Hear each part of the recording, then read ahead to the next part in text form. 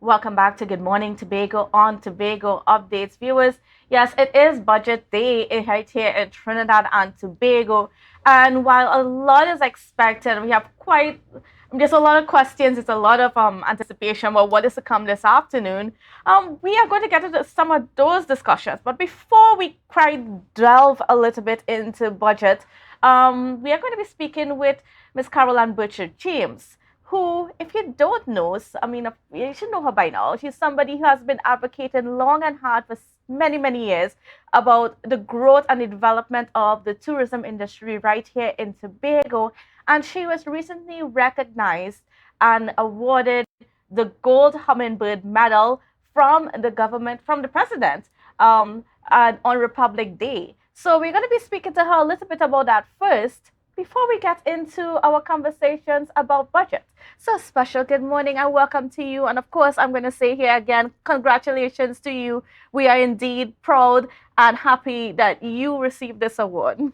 Thank you very much, Kandace, and it's a pleasure to be here. Certainly. So, first of all, just give us an idea of, when you got when you were received the news that you were going to get this award, what was your reactions?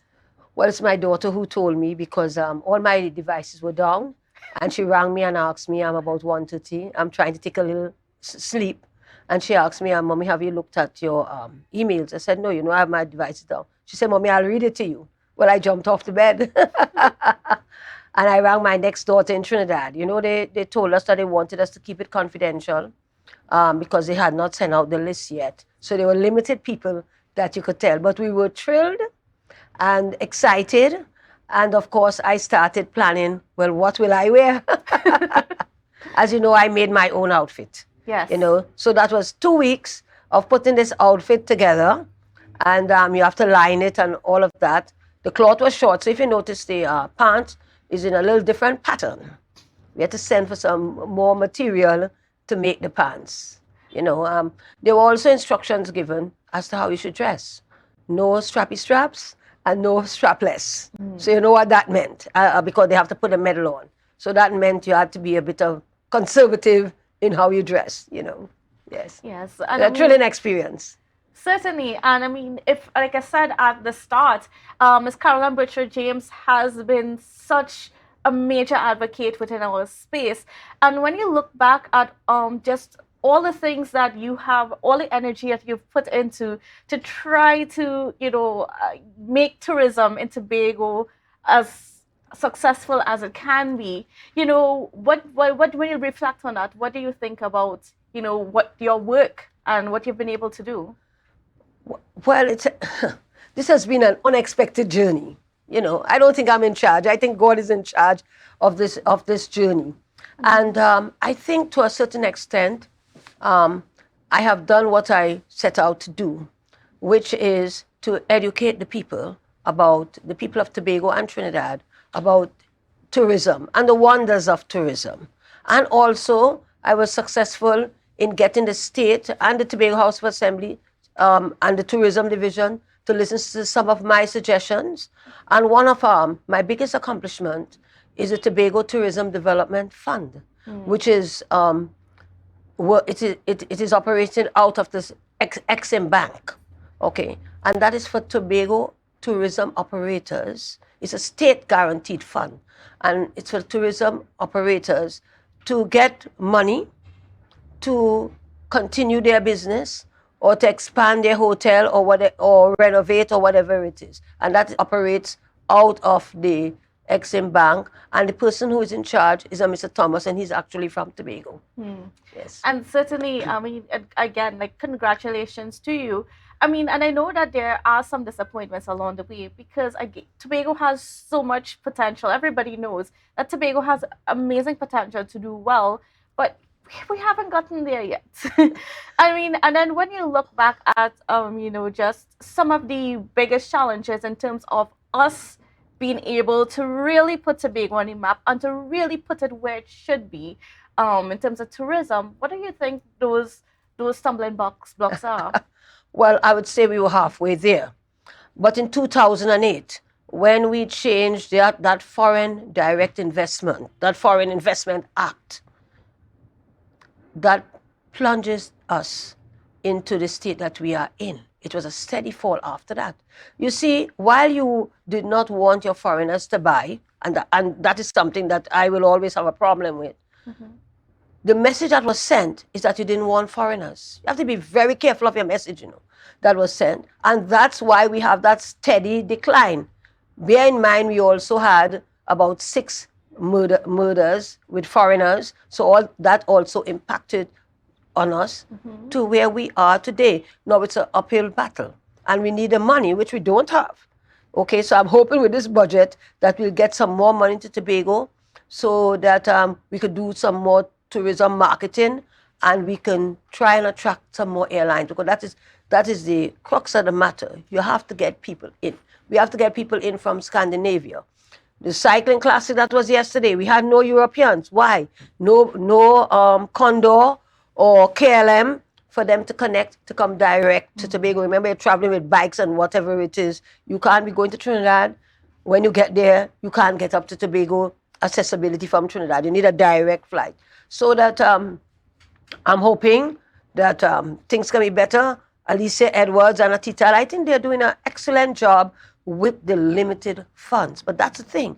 We talk about, and I'm going a little bit into the budget here. Yes. we talk about diversifying the economy, but we don't really mean it. Because one of the best areas is in tourism, and that's not only for Tobago. That also goes for Trinidad. They have a lot of tourism things, their turtles and all of that. And we in Tobago here with our Buku Reef, our Nylon Pool, our blue food, and the scenery going up to Charlottesville, and our soft adventure in the rainforest and so on. So we have a lot of potential, but you're not putting the money in it for us to really diversify. 8,000 foreigners coming for the year, and we had foreign exchange that we couldn't spend. We had to send that money to Trinidad. We had so much foreign exchange. So think about if we can get up back, at least we can make that a benchmark to get up back there. You see, so diversification must not only be in talk, has to be in action. We watch everything. Our gas and our oil, we're having problems with it. The Dragon Field, the Americans have that under tight control. Venezuela cannot sign anything, and we need a Dragon Field to continue with our gas explorations and whatever it is. We have Guyana across there. That is a new kid on the block and growing as we speak. So therefore, you need to be very serious about your diversification and so on. And this is where Tobago come in with the agriculture and all of that. And now we're going to get into a bit more of those discussions. But I just wanted to ask you, just before we get there, what really drew you into this industry? Why is Caroline Birchwood-James? Why did she become such a formidable force and an advocate here? 1989, 1990, I think maybe a little earlier than that, we bought 100 acres in Cove Estate. And where we have Cano Bay Beach Resort, that's 56 acres. And my husband started, he called a tractor in and started bulldozing and so on. So I asked him, boy, what it is you're doing? What plans you have for here? Charming, I'm building a beach facility. And so he built a beach facility. We had to go and find approval and whatever it is after. And after we had that for a number of years, the natural progression was for us to do a hotel. All right. So our bankers, they gave us the money to do that. And after we started operating, I joined the Hotel Association. And after about 6, 7 years there, I felt that I could have been president. So when they had the next election, I told the president that was outgoing, I would like to be president. Okay. We sent out the word. They voted me on the board. And when they decided who was president, I put up my hand and looked at everybody to see who is going to define me to be president. And that's how I came to be. I was never on the board or anything like that. But when I did that, okay, well, let's hear what the president had to say. I pulled out my purse and I had a 10-point plan already written as to what I would like to do as president to enhance the association and also to enhance the offerings of the tourism sector and to teach, because I'm a teacher by profession, and to teach people about how the tourism works, the airlift works, how we get airlines and so on. So that's how I came into this. And as I said before, I don't think it's I can't tell you why I felt I wanted to be president. It just came to me. So God is in charge. And certainly, and I don't think when we think about tourism here in Tobago, we don't think about you're one of those people that is at the forefront, and it would look very different if you were not there. Well, I'm no longer on the board because I asked them. Certainly, you have to step back and you have to let others take the lead. You're not going to be there forever.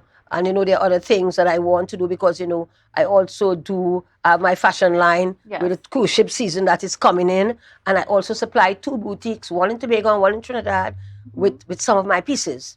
So I'm very busy. I'm very busy with that, but I'm still in the tourism sector. My daughter runs a hotel now. I don't do too much of that, but I'm still in the hotel, the tourism sector, and it's a great source of foreign exchange. And I want to tell you this: over the weekend, when we went for the award, my son and my daughter, we stayed in a hotel in Trinidad. And when I went to pay the bill, when I went to check in, all right, she asked me how I'm paying. I told her I have my US dollars with me. My sister sent money for me. So I have my US dollars and everything. And when we sell there, so I have euros. They tell me that they do not take cash. I said, what? This is a government majority-owned hotel. What? Are you all crazy? No, we don't take cash. I said, so we talking about lack of foreign exchange and you not taking cash in this hotel? Well, go and tell your supervisor, I'm here. I have no other way of paying this. So eventually, yes, they took the cash. But they said next time they wanted to come with no cash. We are cashless. But how do we want to earn foreign exchange? Think about 100 people like me come to you and you tell them you prefer a credit card instead of the cash that I am bringing. So we little weird as to how our message is going. If we are short of foreign exchange, then we have to, our government agencies need to take the foreign cash. At least to take the US and the euros and the pounds. And the pounds, yes. I mean, certainly a lot to consider. But we're going to get into those conversations in just a bit. We're going to take a quick break, and we will return with Miss Caroline Birchwood-James. So don't go anywhere.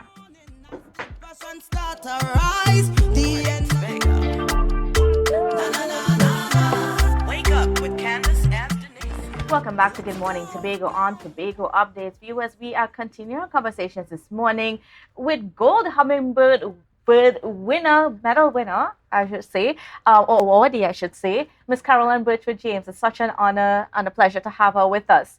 Now, we're going to move away from the award conversations into the budget conversations for the rest of the hour. Yes. And, we're talking tourism here.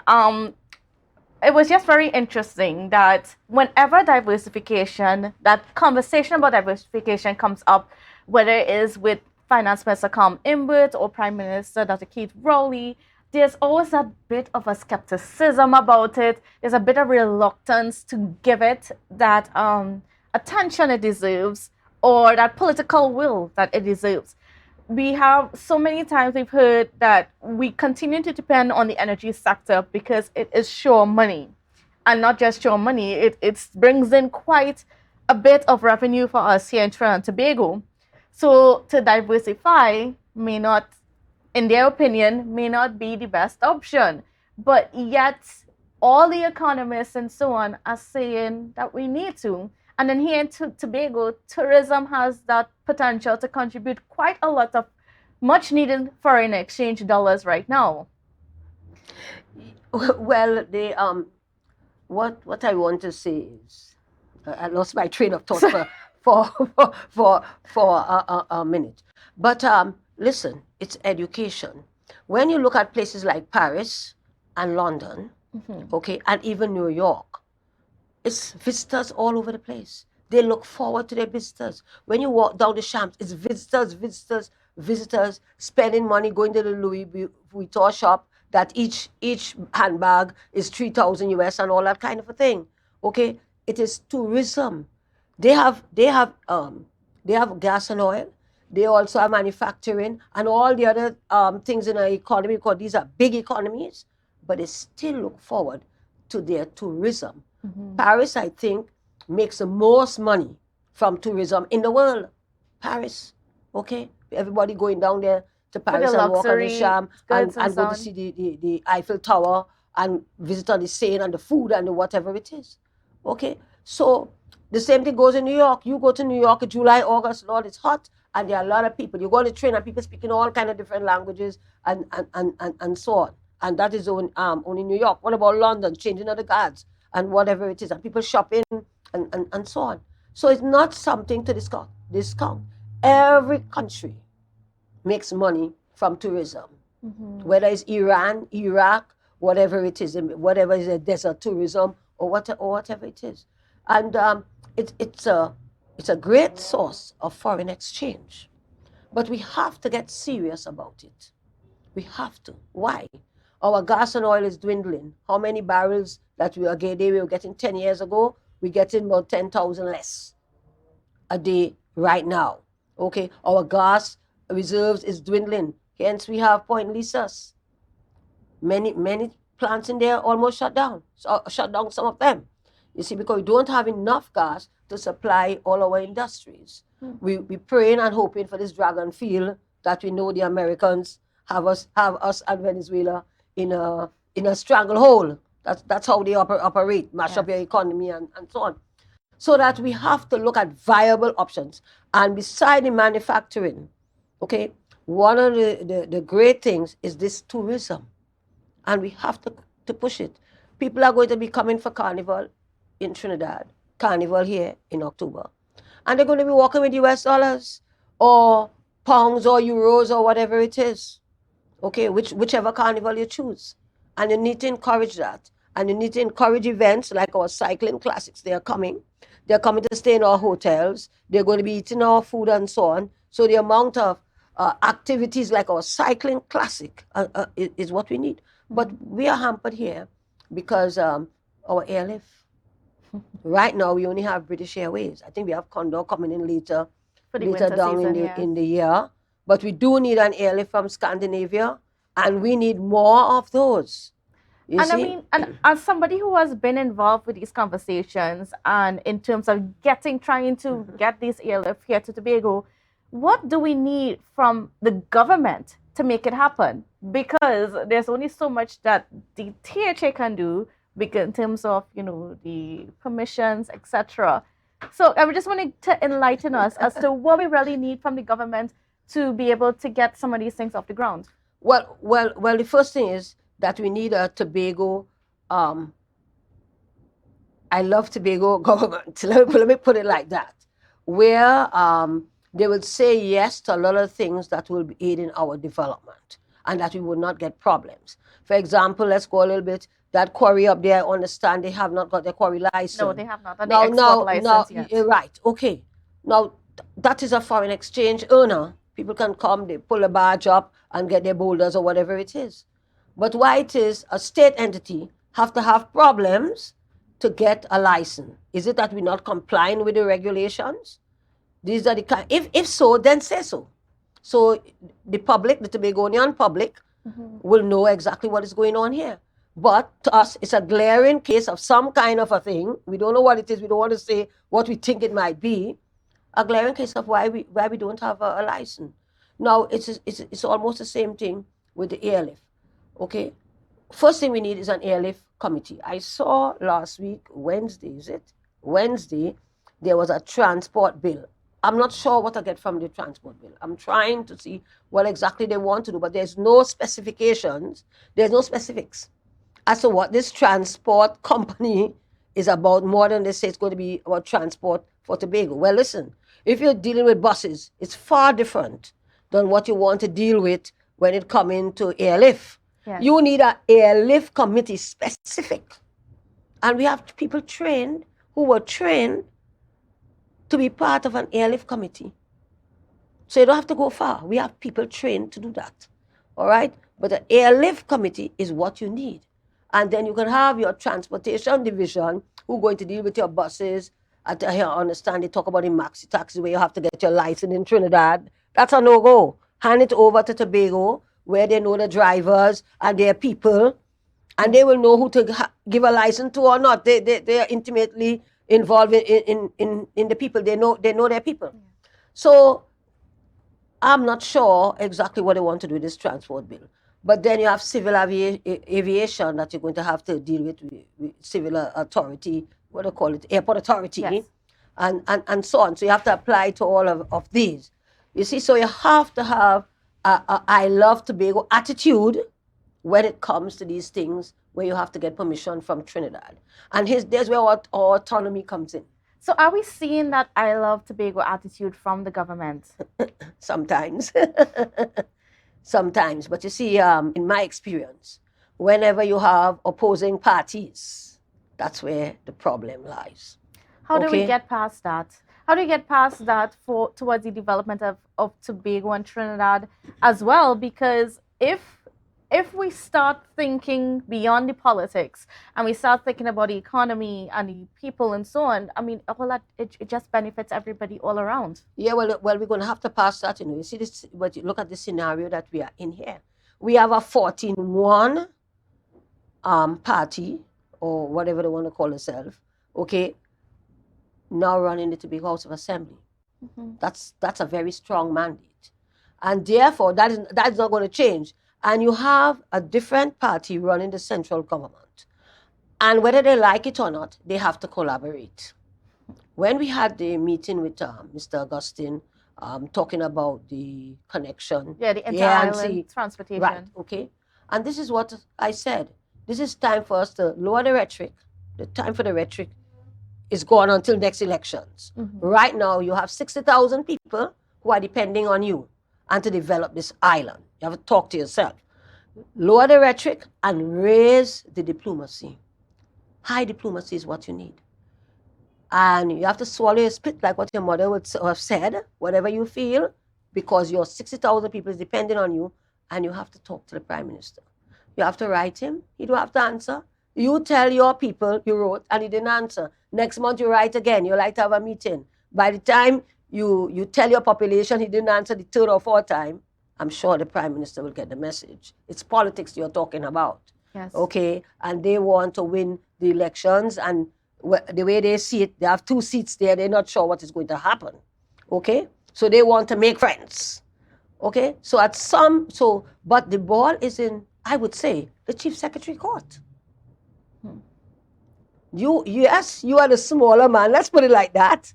But the ball is in your court. You have your people to see about. So you cannot worry about the Prime Minister saying he don't think he want to talk to the Chief Secretary by himself and all that kind of a thing. He could afford to talk that, but you can't afford to talk that because your people are dependent on you. And that is that kind of maturity is what we need in Trinidad and as well as Tobago. It's the same with the crime talks in Trinidad. It's maturity that is needed, not one-upmanship. Who is better than who? And I know she wouldn't listen to me. She wouldn't want to talk to me. Or I know he wouldn't come and talk. No. We see what happened in the last few days. A rape infant is what she is, killed because she reported. We have reached a different, I can't say a high. I have to say a low. You know, I lied on my bed. So they come and rape your daughter, your child, and you can't go to the police. That's the message that is being sent.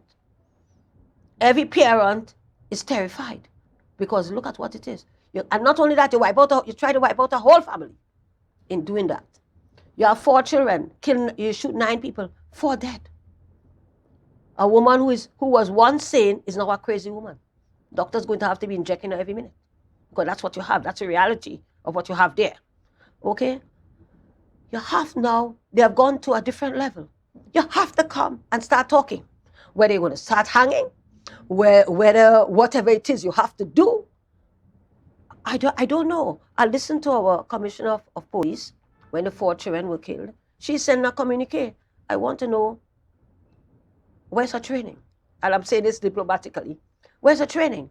You have to be down where the heights have gone up, where it is. You have to be there with the two henchmen that have to look like that. Yeah. Because you have to let people know this is serious business here. And you have to let them know, whoever did this, we want you dead or alive. We are getting you. While you have that, you have about 100 soldiers crawling all over the place until we find them. And you start walking door to door, talking to the woman, and let them know 4 children are killed here. Your next 4 might be yours. Just tell us a name. Just tell us a nickname. We're going to find them. You see how the Americans do it? We are going to find whoever is the killer. No, you stay in your office and you send a communique. Come on, man. Come on. You see? And this is the kind of inaction that takes away from the greatness of our country. You know? And I want to say this. Unless all this diversification and this tourism, unless we control that crime, because that's all you could never eliminate crime, but you could control it. Unless we control it, we are in plenty problems. Now we have our 10th murder. In Tobago. Right? The person who is not dead, I know her very well. She's a fisherwoman. Very enterprising girl. I lied in my bed. How did she get to that? You're now in the station. Right? Everybody will tell you that. Very enterprising, no nonsense woman. And there it is. You know, one is in a mortuary. 2 strong women from Tobago. One in a mortuary and one in the jail. You know, it's a very, very, very sad state of affairs. Some little misunderstanding or whatever it is could reach to this stage. You understand? And Tobago, we can't lose those 2 women. Right? We're struggling for population here. And especially when you have enterprising people. Yes. You know, so that all these things I think about as we try, because I now have grandchildren, right? And my biggest grandson, he's 25? He's an accountant. And I have the other 2, 22. And after that, I have two teenagers in France and some little ones from 2.5 go right on to about 10. So, and they like Tobago. Their parents like Tobago. They want to live here. It's nice, it's quiet, the sea breeze, everything. And what's our future?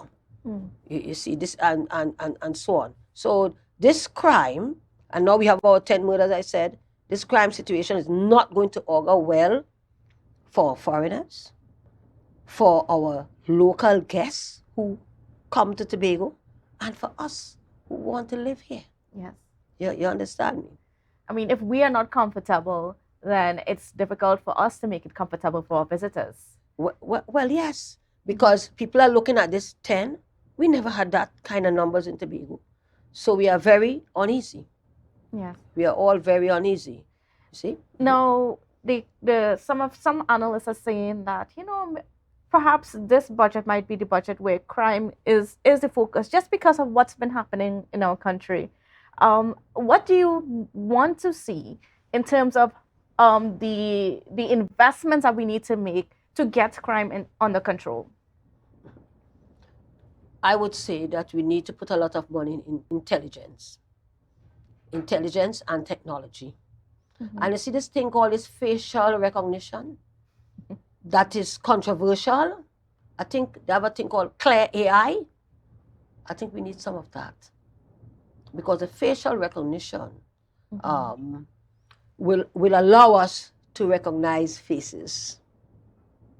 That's what they use when they have World Cup and all those Olympics and whatever it is. Yes. People don't know facial recognition. So if you were a bad girl somewhere, you are already on the system, the AI system. And when they pan the crowds and whatever it is, the facial recognition, they're going to recognize you. I'm not sure if we have laws fit with this AI and so on, okay? But I think we're doing a lot of work with artificial intelligence. So we need that. We need the artificial intelligence, and we need the ground intelligence. Mm-hmm. You want to tell me a man comes, or whoever it is, how many come and shoot 4 children dead, and we don't know who it is? We must know. We have to know. Have to. Have to know. And who came and shoot this girl, whether it's a rapist or we don't know. But our intelligence would tell us that. And if we have to wait until 27 years with Tupac, I was in New York when Tupac died. Yeah. I was in New York, I go to all the stores, everybody crying and moaning and whatever it is. Yeah, people were just, they were so sad. 27 years to bring one of the killers in front of the judge. We don't know how that's going to pan out. Okay? So we need that. We need forensics. We need proper forensics. I remember some years ago, I don't know if you remember, Kim Kardashian, they came and stole from them, tie up and stole from them in Paris. Yes. Okay. One of the men ripped this necklace she had on her neck with a cross and in running, dropped it. That's all the authorities wanted. They picked up the DNA from that necklace. And that's how they found the gang. That man was a 65-year-old man. And they found the gang.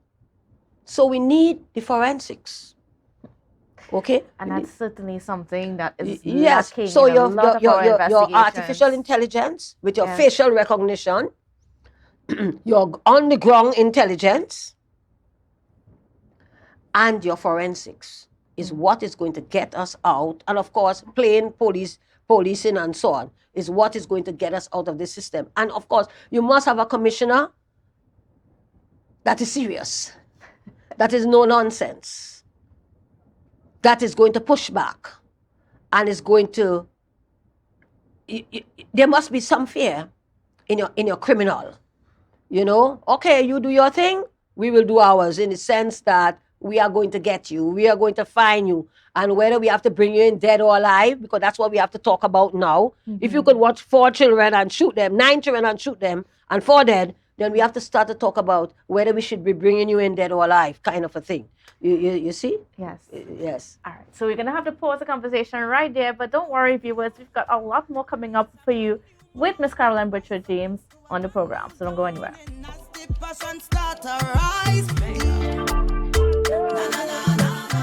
Welcome back to Good Morning Tobago on Tobago Updates. Viewers, we are continuing our conversations this morning with Miss Caroline Birchwood-James as we look ahead to what's going to happen this afternoon. And there's so much anticipation building, and there's so many questions as well within our space. And I mean, I want to get into some of the other discussions about for the budget. Now, there's also the questions about whether or not changes will be made to, let me see, the electricity rates and so on, because we had the RAC Commission, they did their thing and they've submitted their report to the government and so on, and then it's now up to the government to act on those things. There are changes, there's expected to be some conversation about the property tax, which I don't think we've really gotten into that conversation here in Tobago so much. I mean, it was quite a big topic up on the election campaign trail, but it's going to affect us here in Tobago and so on, and especially the tourism sector.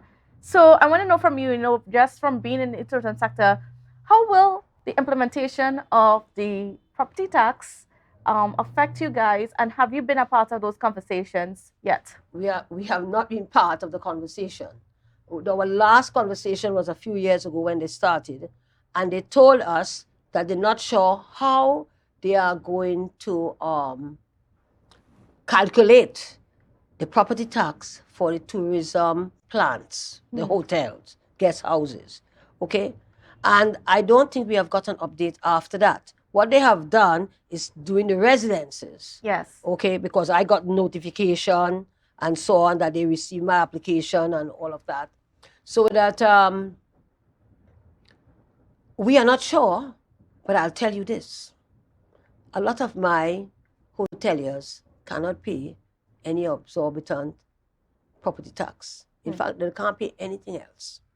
They are swamped with their water rate that accumulated, and especially during the pandemic. They are swamped with their electricity rate and the excess capacity that the THA tried to help some of them.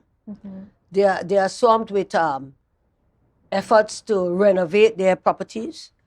They need money for their day-to-day operations and to pay salaries, as well as to pay their banks. So if you add increased electricity rates that they have a problem with, and property tax, we have a recipe for no progress. In fact, people might just lock their doors, as though some people have done already. Remember, you don't have a bumper number of people coming to the island, except for certain times when you have a local tourism. And I want to put this into perspective as well, because a lot of people think that it's just a pandemic that's affected the tourism sector, but it actually goes a lot further than that, perhaps a decade and a half before the pandemic of continuous decline. That's right. Well, I think that my tourism people are a resilient bunch, because I don't know how we survive. It's the truth. I don't know how we survive and pay workers and all of that. I just don't know how we do it. But the government has to be careful what exactly they are doing in this particular budget. People are suffering. A lot of people are suffering. Okay? I go in the grocery. What I used to buy before, I cut it down to half. All right? So I stopped buying orange juice and all that, because I have lime and so on. So I'm making lime juice and that kind of a thing. So, and I have limes. So that they have to be careful what they're doing. People are suffering. I understand that they want to raise the minimum wage. Yes. Which is a good thing, but you have to be careful. If you raise it too high, then proprietors can't pay. Okay, employers can't pay. All right. If you leave it as it is, or you raise it too low, it's not a living wage. You see, so that I hope that they understand what is going on in society. I hope they're not going to be doing anything with the fuel. No maneuver with the fuel, because our parents going to be paying for the taxi when the taxi is going to raise the price of the fare. And my car that used to take $200 to full it is now taking $350. You see, and that could barely last for the week. So I think that the government needs to be very, very careful what they are doing. You have an election in another 2 years, 2025, I think. You have another election in 2025. You have a one in 2021 that the government party lost, that they want to regain. So I hope that they are thinking of all these things, and you need the country to progress, and you have to watch your crime. So I hope that they are thinking of all these things as they give the budget today. Mind you, the person who in the ministry was writing the budget is the next girl from Tobago who got the award for the public service, the gold, Miss Enid Zephyrin. So she told us she was busy, helping to write the budget, a retired public servant. But so we face a lot of things in this country here, and I would say some innovation, some new ideas is needed. Certainly. And this is where the consultation with the people need to be done. I saw the UNC, they have gone to a few places and they have consultation.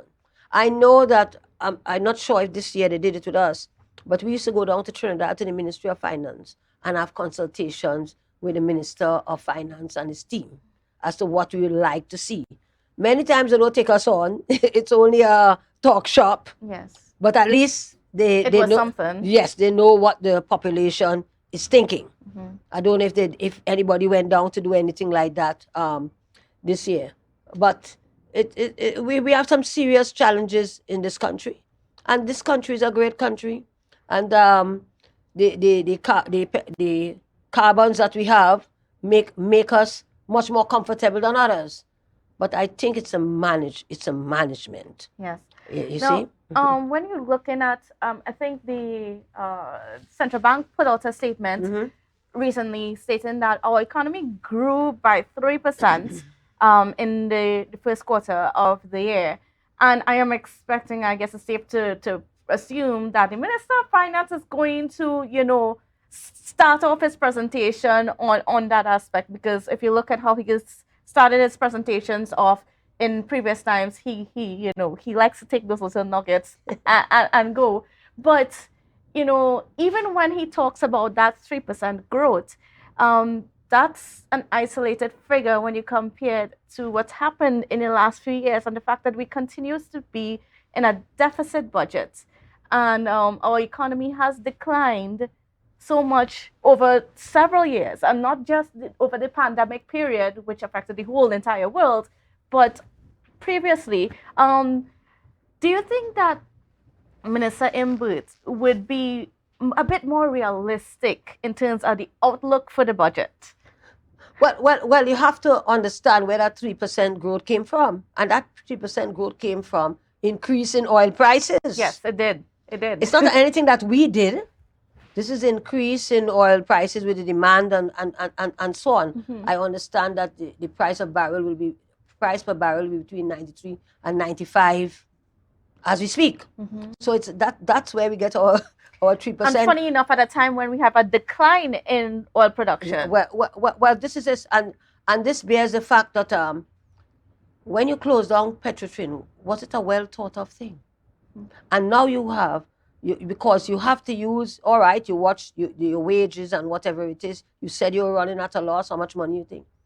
But you now have to use your foreign exchange to buy fuel. All right? And you have a plant there rusting. You have mothball a plant. And everybody in business know it's easier to do a turnkey operation if you want to sell your plant. Okay, you want to sell it, but it's mothball. But if you had a turnkey operation, it might have been easier. Right now you have it there rusting. You offer it to Guyana. They say no, they want to build their own refinery. They don't want yours, and so on. So you wonder. You wonder if closing down that refinery made good economic sense, looking at where we are. We have to import all this fuel, and we have to have foreign exchange to import it, and the amount of cars and industries and whatever it is. We haven't heard the UNC, the opposition, say what they will do with that plant. We haven't heard from them either. Okay, whether they will leave it mothball if they win or whatever it is. But real growth is what you have to concentrate on, and what the minister is going to have to concentrate on. Yes, it's good to talk about the positives, so the 3% growth, but how did you get it? Would you get it? Would your 3% occur next year? 4%, 5% next year, like what's happening in Guyana? Okay. And as you mentioned, and we're going to end here. But I mean, as you mentioned, Guyana, a lot of people are not realizing that Guyana is actually growing its tourism product, investing in its tourism product just as quickly as it's investing in its energy sector, and it's growing everything else. Well, because they're doing a diversification. Look at this cricket carnival. Look at it. This cricket carnival, and for the next 3 CPL finals, they have signed to host the event. Yes. The next 3 CPL finals, and they have a cricket carnival with it, and investors are coming, okay, because Guyana has been winning a lot of tourism awards. Yes, they have, because of their natural beauty, and you remember the part of Amazon, and because I mean, if we pay attention to how the world and tourism is changing, we're more focused on eco-friendly types of tourism, and it's left to be seen whether or not the government would lead the action where that's concerned. Well, this is it. You see, you have to, when you make this excessive amount of money, you need to invest it. Yes. For your future, which is what you have in Saudi and all of those with their wealth fund. Mm-hmm. So they could buy players, and what they're going to be doing is when you want to see a good football game with top footballers, you're going to have to come to Saudi. Mm-hmm. You know that's what it's all about. Okay. But what I want to say is that I'm hoping that they will do something with this Foreign Investment Act. I hope so. I also hope that we have a new cargo ferry, because it affects us in the tourism and in our whole economy in Tobago. You see? And let me also say this. The Caribbean Airlines, we have to find some way with Caribbean Airlines that they could understand that you need to pay attention to Tobago more. We like you being to Cuba and to Dominica, but we also want you to pay a little more attention to Tobago. Come and talk with us. That flight, people are sleeping in the airport, or foreigners are sleeping in the airport, would have to find another hotel. that midnight flight, bring it back. Put that flight to New York on the system. These are the kind of things that we need to do. And I made a suggestion about our standing committee. So I hope that we can implement that. And I hope that we will smile with Mr. Imbert when we hear the budget today. Certainly hope so. All right, viewers, I want to thank you so much, Ms. Caroline Birchwood-James, for joining us this morning. Such a pleasure having this conversation with you. And we're looking forward to what's going to happen this afternoon. Thank you very much, Kandace. A pleasure to be here. And the people of Tobago, I thank you. All right, well, viewers, yes, we've got a jam-packed day planned. Of course, look forward to the newscast this afternoon at 6:30. We'll be bringing to you the budget live, and we have budget discussions as well afterwards. So you're certainly going to want to look forward to that. So our newscast is going to be before national newscast. So you want to get into that and then straight into budget conversations as we analyze what's being presented by Finance Minister Imbert. But until then, we've got brunch coming up at 10. So you're going to want to get connected with that this morning as we move on through the day. All right, so viewers, have a wonderful, safe, and productive day, and we will see you again tomorrow.